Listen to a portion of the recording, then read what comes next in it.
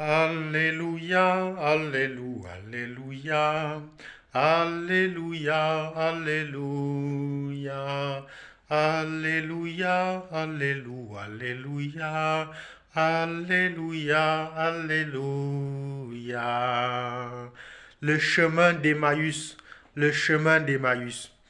Nous sommes appelés tous ce troisième dimanche de Pâques à passer par notre chemin d'Emmaüs. Le chemin d'Emmaüs, c'est le chemin de tristesse. Les deux disciples de Jésus qui rentraient de Jérusalem étaient tristes, ils étaient angoissés, ils étaient même dans les lamentations, ils étaient même dans la désillusion. Nous pensions que c'était lui qui devait libérer Israël, disent-ils. Oui, c'est aussi le chemin de notre propre vie. Toutes les fois, nous passons par les angoisses, par les échecs, par les déceptions de la vie. Nous avons mis notre confiance dans le Seigneur. Nous avons mis notre confiance dans un projet. Mais voilà, tout semble terminé. Tout semble tomber à l'eau. Alors, on retourne à la maison. Le chemin d'Emmaüs. Mais le chemin d'Emmaüs, c'est aussi le chemin d'espérance. Parce que c'est sur ce chemin de tristesse, de peur et d'angoisse que le Seigneur vient nous rencontrer. Il nous vient nous rencontrer tel un voyageur inconnu.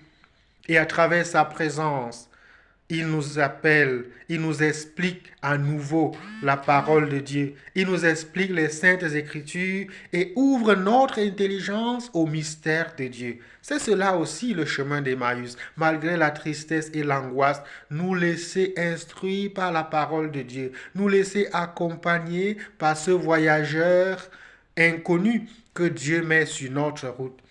Et alors, élever aussi nous-mêmes cette prière vers le Seigneur pour lui dire, reste avec nous Seigneur, reste avec nous. Dans ce moment de tristesse et d'angoisse, reste avec nous Seigneur.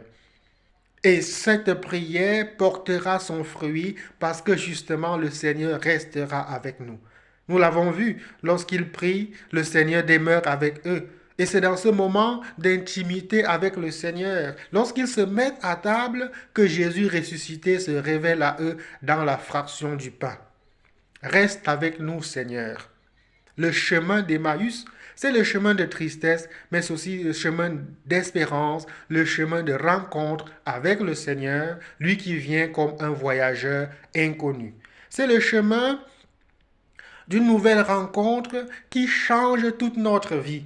Lorsque le Seigneur se révèle à eux dans la fraction du pain, alors leurs yeux s'ouvrent, ils sont émerveillés et ils se remettent en route pour retourner à Jérusalem.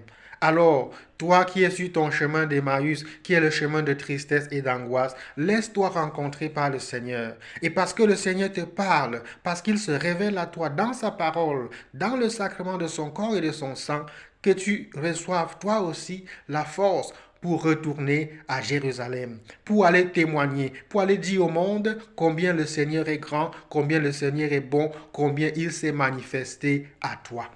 Lorsque le Seigneur se révèle à travers la fraction du pain, il disparaît à leurs yeux, comme pour leur dire, c'est à vous maintenant de rendre témoignage de ma présence, de mon existence, de la vérité de la résurrection. C'est à toi de rendre témoignage de ce que Dieu a fait pour toi sur ton chemin d'Emmaüs. À tous et à chacun, bon dimanche. Ciao.